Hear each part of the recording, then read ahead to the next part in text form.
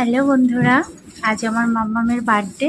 সকাল থেকে মনটা খুব খারাপ ছিল, কারণ আমার শরীরটা খারাপ, আমি কিছু করিনি সেই কারণে। তো দেখো, মাম্মামের এটা সারপ্রাইজ। মাম্মাম কেমন লাগলো? ভালো লাগলো? সকাল থেকে তো মন খারাপ করেছিলিস। এই যে পুরো টোটাল থালিটা দেখো। আমরা এসছি দীপনগর, কোন জায়গায় এটা? কোজিকোঠি। এই দেখো।